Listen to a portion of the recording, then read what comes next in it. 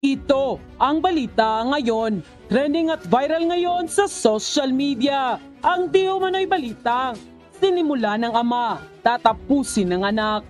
Ito ang naging komento ng marami sa ating mga kababayan dahil tila itatama na di umano ni Vice President Sara Duterte Carpio ang kasaysayan ng kasinungalingan patungkol sa martial law. Revisyon ng libro, isusulong di umano ng mga tao para naman maitama ang kasaysayan at hindi maloko ang taong bayan, lalong-lalo na ang mga kabataan. At Senator Risa Hontiveros tila lalong nanggigigil sa lumabas na posibleng direktiba ni Vice President Sara Duterte. Magandang araw sa inyong lahat. Ako si Itzky News King at ako ay inyong tagapagbalita para sa araw na ito. Ako ay naglalayong maghatid sa inyo ng mga panibagong balita mula sa Pilipinas at mula sa buong mundo. Tunghayan natin ang mga pangyayari na nagaganap sa kasalukuyan.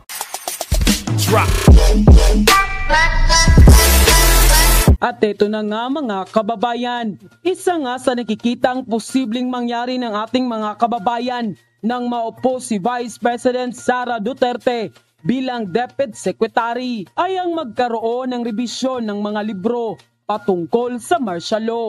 Matagal din ang panahon na naloko di umano tayo ng mga dilawan patungkol sa ating kasaysayan at lalong-lalo na sa pamumuno ni dating Pangulong Ferdinand Marcos Sr. na tila puro negatibo ang inilathala patungkol sa pamilyang Marcos. Samantala, sinabi nga noon ang posibleng mga direktiba ni Vice President Sara Duterte Carpio para sa Department of Education na kinakatakutan di umano ngayon ni Senator Risa Hontiveros dahil siguradong hindi na makakaporma ang mga makakaliwang grupo nila sa mga kabataan. Unang direktiba, remove and reverse all anti-Marcos contents in all the school textbook. Second directives, all submersive documents and books will be removed from the school campuses. Third directives, require all the able-bodied students to undergo basic military training. Fourth directives, all activism will be graded. Activism meaning you can fail and your scholarship can be revoked. Fifth directives, patriotism and nationalism will be part of the curriculum. Sixth directive, intelligence officer will be assigned to school campuses to detect recruiters. End quote. At kapag nangyaring maitama ang kasaysayan, ay paniguradong tapos na ang paghahari ng mga dilawan. Samantala, hindi naman mapigilan ng marami sa ating mga kababayan na magbigay ng kanilang hinaing at komento sa mundo ng social media. At ayon pa sa kanila, tama yan VP Sara, ipamulat mo yung katotohanan sa mga Marcos. Sa totoo lang naman, wala naman talagang kasalanan ang mga Marcos. Bakit yung mga dilawan? Ano ba ang ginawa? Nagpayaman lang. Umanda ka Risa Hontiveros. Ibang klase yang kinalaban mo. Matapang, may katwiran din yan si Sara Duterte. Tapos abogado pa yan. Hontiveros, if you really love our country and the Filipino family, throw away all your biases against the Marcos and the Duterte. Concentrate and focus on rebuilding our country. Cooperate with the Marcos Jr. administration to promote the development of our country and the lives of our countrymen.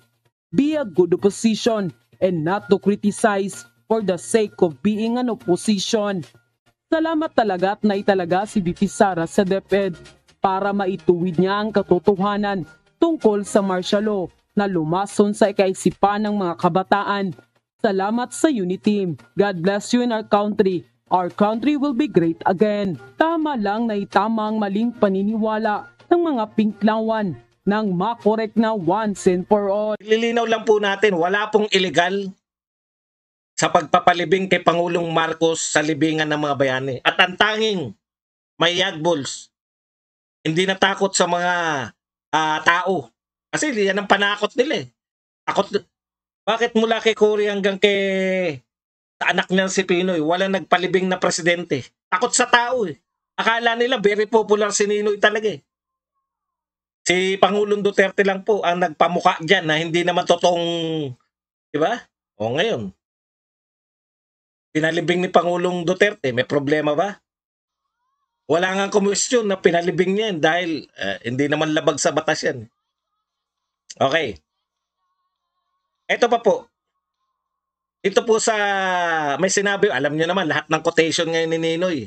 Ayan na, pasok na tayo kay Ninoy. Alam niyo naman lahat ng quotation kay Ninoy. Lalabas na ngayon. Ito po ang isa sa mga sinabi ni Ninoy. I could have opted to seek political asylum in America. But I feel it is my duty, as it is the duty of every Filipino, to suffer with these people, especially in time of crisis. Alam mo, puti pa nga, nag-asylum ka na lang doon, nanahimik na lang kayo. Diba? Eto, hindi natin mababalik yung kasaysayan. Pero kung tutuusin, yung pagkamatay mo, nagkaleke-leke ang bayan ng Pilipinas. Alam mo na yan eh. Isinugal mo yung sarili mo. Diba? Alam ni Nino yan eh. Na may mga threats sa kanya na titirahin siya. Alam niya yan eh. Calculated ba? Gusto niya ba talaga maging hero? Pwede. Hindi natin alam kung ano nasa utak niya eh. Pero alam mo yung danger na anytime pwede ka or naniniwala ka na very obvious na pag ikaw ay pinapatay, si Marcos ang sisisihin.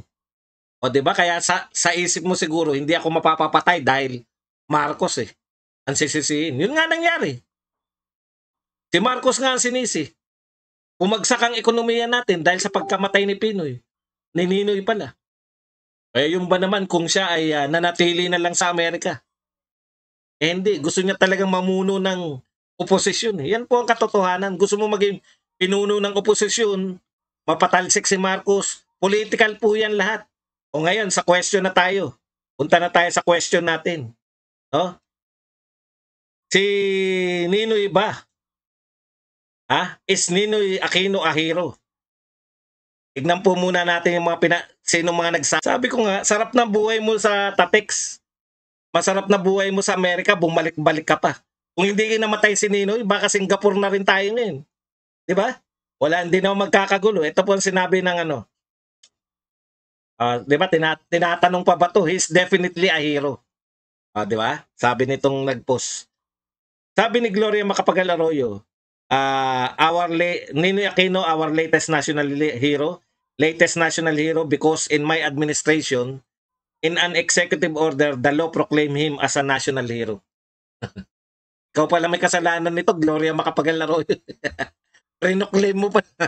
Prenoclaim nung panahon ni Gloria Macapagal Arroyo, si Ninoy Aquino bilang national hero. Kita nyo na? Okay, National Historical Commission. Ito po may mga say-say sa sa pagtatalaga ng hero.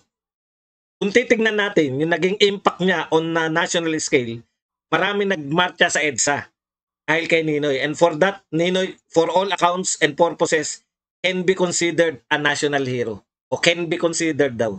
Okay. Alam po ninyo, wala naman duda eh. Di ba? Wala pong duda nung kamamatay ni Ninoy. Ito bigyan kasi rin natin ng time frame. Yung kamamatay po ni Ninoy, nakita nyo naman kung gaano kalaki yung nagpalibing sa kanya. Bigyan natin historical context. Nung kamamatay ni Ninoy, talagang hirong-hero siya. Kahit kayo, buhay na kayo nun. Hindi nyo kukwestiyonin. Panahon ni Gloria, walang kumu-question. Di ba? Pwede nyo sabihin, bakit ngayon nyo lang kinu-question? Nung panahon na dineklara yan, wala tayong question lahat. Talagang ganun. Yun nga po yun eh. Yun po yung panahon na parang pinakasikat na tao. Halimbawa po, kung titignan nyo yung dami na nakipaglibing. Putya, Rico yan. Isa sa pinakamarami nakipaglibing kay Rico yan.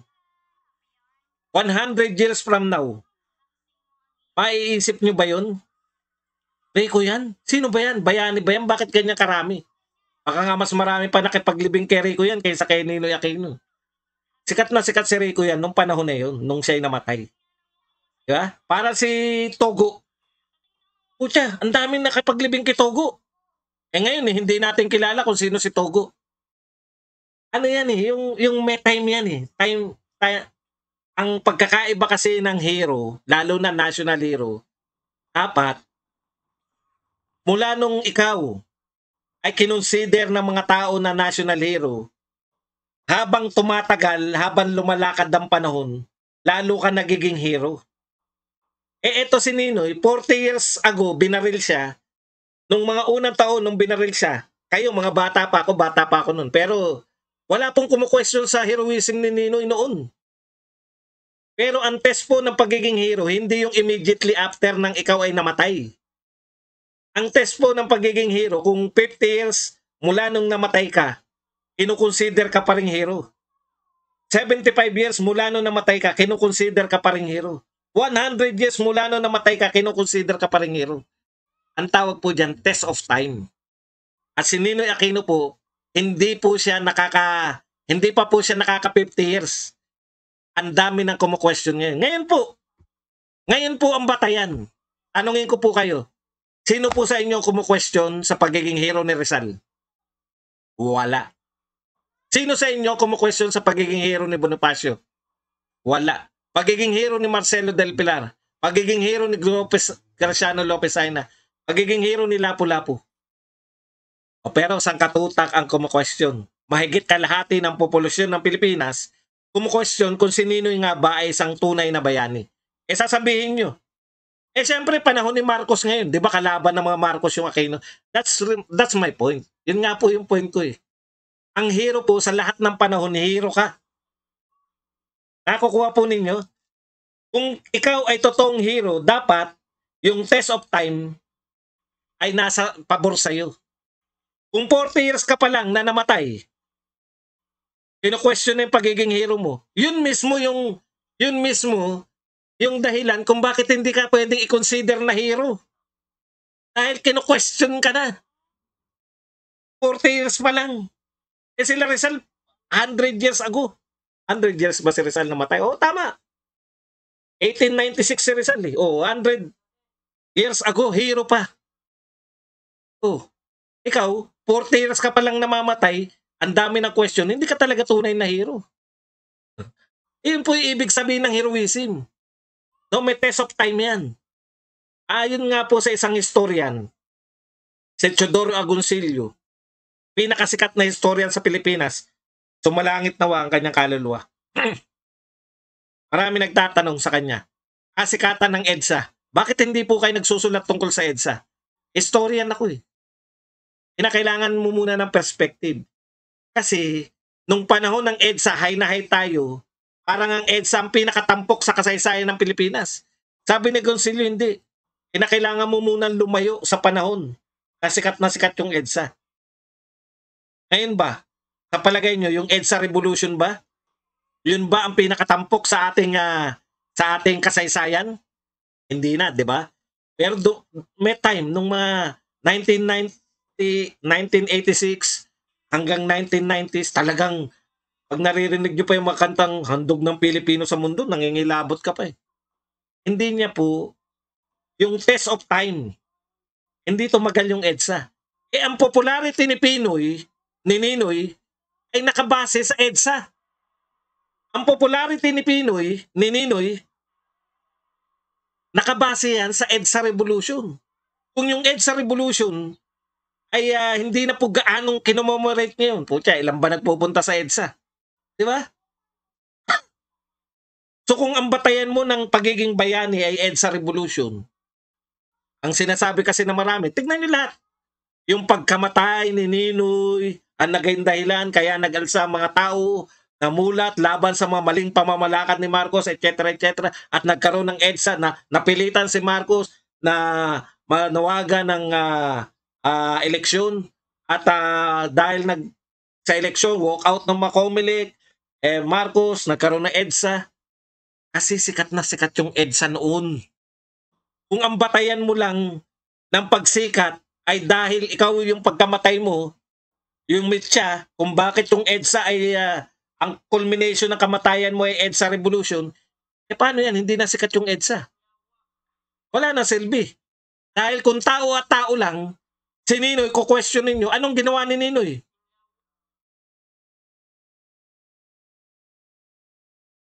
Anong ginawa ni Ninoy? Nung siya ay senador. May natatandaan ba kayong batas ni Ninoy nung siya ay senador? O nung siya ay Tarlac congressman o Tarlac governor? Di ba?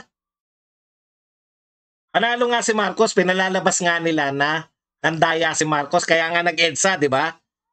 Eh naman, oh. Okay.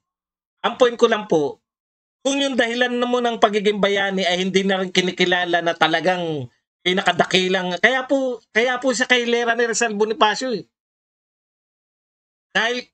Dahil meron pong debate noon, ano ba mas importante? Yung revolution ba ni Bonifacio? O yung EDSA revolution? Puta, kino-question yung revolution ni Bonifacio eh. Nung kainitan po ng EDSA, yun po yung sinasabi natin habang sikat kayo, ganun lang po yun, no? Kasikatan lang ng EDSA. Eh nung nalaos na yung kasikatan ng EDSA, wala na nga nagse-celebrate eh.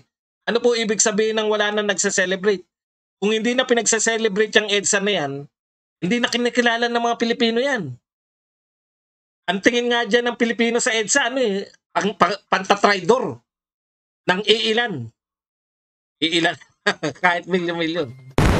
Maraming salamat sa inyong pagtutok sa ating balita ngayong araw. Huwag po ninyong kalimutang mag-subscribe ang aming channel at i-click ang notification bell upang ma-update sa mga susunod na balita.